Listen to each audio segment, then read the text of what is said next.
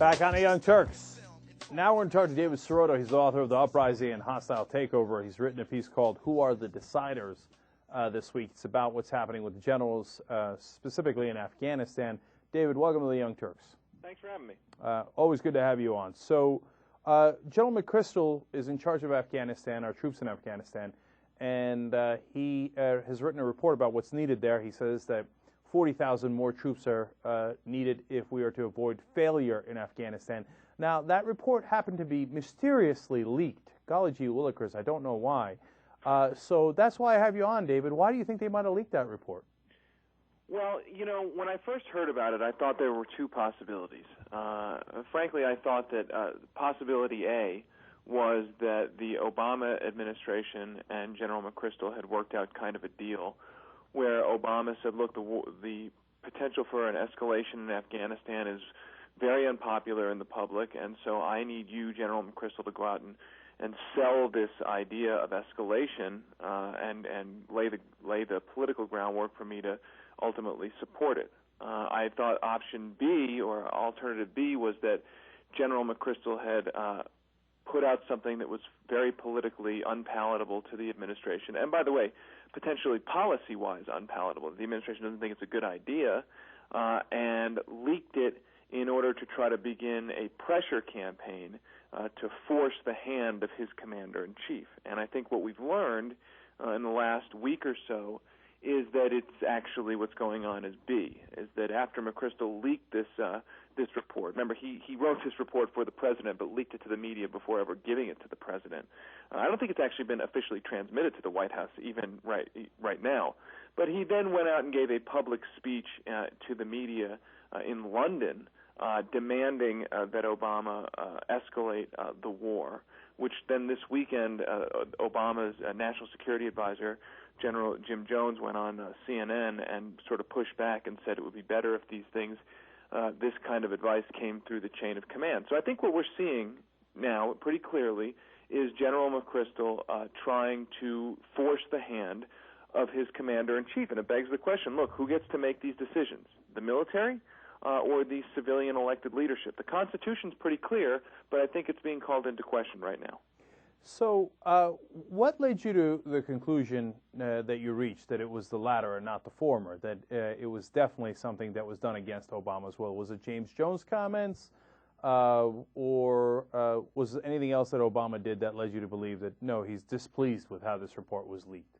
Well, I think it's the mixture after the report was leaked of the speech publicly and the fact that when you put those two things together and you weigh what possible benefits this could be to Obama, there are very few now, right? I mean,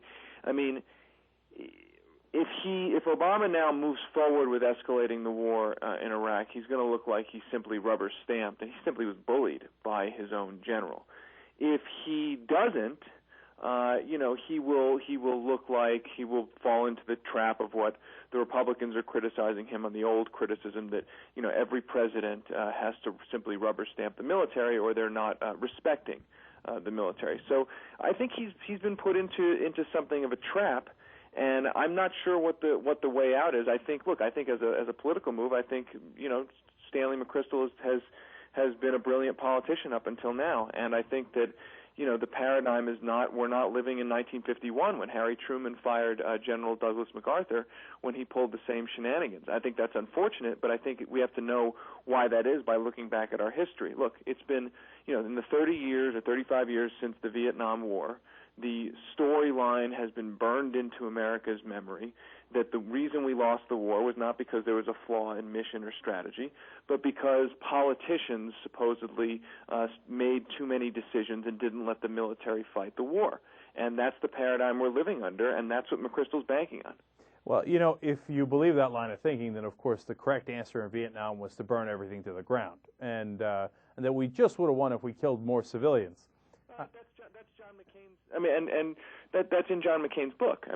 This is the Ronald Reagan in 1980 gave a speech first crystallizing this, saying that politicians sent young men and women to fight and die in a war that the government refused to let them win. John McCain has written a book saying that we would have won the Vietnam War if he would have been allowed, as you said, to bomb targets and not just in Vietnam, but in Cambodia. So we're 30 years into this idea that the only way for a president to respect the military and make proper military decisions is to do whatever his military commanders want. And I think that is really, really antithetical to Articles 1 and 2 of the U.S. Constitution, which explicitly and purposely say that the president is the commander-in-chief. I mean, that was not an accident. That was a decision by the founders to say that the civilian elected leadership should make these decisions, because the civilian elected leadership of the United States can take advice from the military, but also has to take into consideration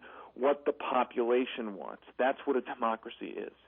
Yes, my understanding is that we do not live in a military dictatorship, that we live in a democracy, and that we elect the guys that we want to make those decisions. I think that point is fairly indisputable, but as you point out, in conventional wisdom, it's the reverse. No, we must bow down to the generals. Now, but I want to get to the politics of this, David, because if McChrystal did do this, is it possible that it's not just because he's gung-ho about winning in Afghanistan and he thinks it's the only way to do it, or is it that they wanted to put Obama in a tough political spot? Remember, McChrystal hired and championed by another guy named General David Petraeus, who the New York Times speculated over the weekend might run in 2012 as a Republican.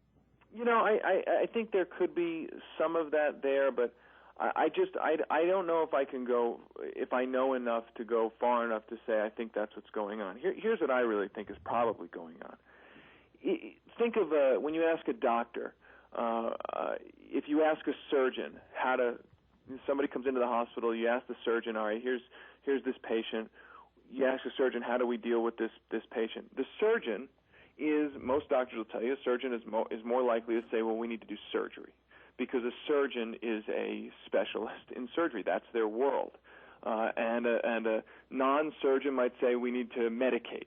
Now, I think that with McChrystal, I think it's kind of the same thing. If you ask a military man how to solve a problem, they're more often than not going to tend towards a military solution. And this, again, goes back to why we elect civilian leadership and make the civilian leadership the commander-in-chief.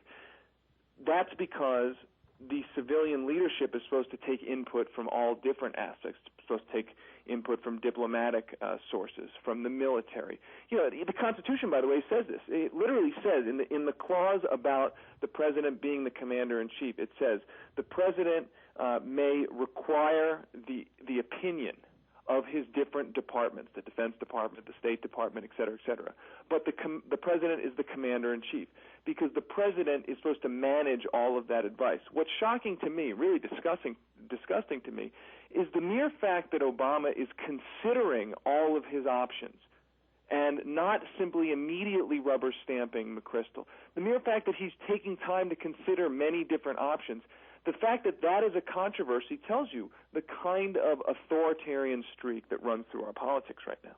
We're talking to David Sirota. He's the author of The Uprising and Hostile Takeover. He also wrote a column called Who Are the Deciders, and that's our topic today. You know, ironically, though, McChrystal is not a guy who's into burning everything down, as, you know, some of the detractors of Vietnam policy were, or how we conducted that war. He believes that we need more troops to be embedded with the local population and to protect the local population, and that just targeting and bombing who we think are the terrorists is not a good idea. Do you have disagreement with his substantive approach in Afghanistan?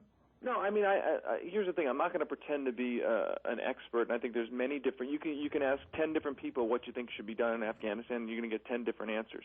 I think that's why I think that it's not that I think that McChrystal is motivated necessarily by bad motives. I think he has a theory. It's an informed theory. There are other people who would say, you know, Vice President Joe Biden, who is not exactly not an expert on these issues after chairing for years and years and years the Foreign Relations Committee, he has a very different opinion about this. I mean, I would say this. I would say the one thing that we're leaving off the table, which is disturbing to me, is no one's talking about what Americans want. Right? Now, this comes out of our blood and our treasure, right? And it's sort of this idea that we shouldn't think about what America wants. We should only think about, you know, what different specialists want. What I'm concerned about is that, you know, the polls are decisive in this. The polls, most Americans strongly do not want to escalate this, and I think for the right reason. I think Afghanistan has been a Vietnam for every empire that has invaded it or occupied it throughout history. And so I think, we have to proceed very carefully in any plan to escalate this further. It was only, 20, 25, 30 years ago that the Soviet Empire was almost literally brought down by an engagement in Afghanistan. I think that there are many good points on both sides of that substantive discussion on what we should do on Afghanistan. But I agree with you. The way to discuss those points is internal White House meetings where he listens to his generals, his vice president, and his other advisors, and not by fiat and not, of the generals, and not by this kind of political pressure that the generals are putting on. It's a very disturbing way of handling democracy. One last note on that, David. One of our listeners came up with a good theory, I thought, that Obama wasn't really going to Copenhagen to argue for the Olympics, that they were doing that so they can have a discreet meeting with McChrystal. Washington Post pointing out that after his London speech, he was brought into Denmark to talk to the president. Do you think that they took him to the woodshed there? I think that the pushback this weekend that everybody saw on television made pretty clear that, and I think this is good news, that the White House is taking its own prerogative seriously. I mean, I don't think Obama is in, for various reasons that we discussed, a political position to simply say to McChrystal, you're fired for going out in public and violating the chain of command. But I think he did about as much as he could, both with the meeting in Copenhagen and with Jim Jones going on television and literally saying that McChrystal is really in violation of the basic chain of command. So I think there's some pushback, and I think that's a good thing.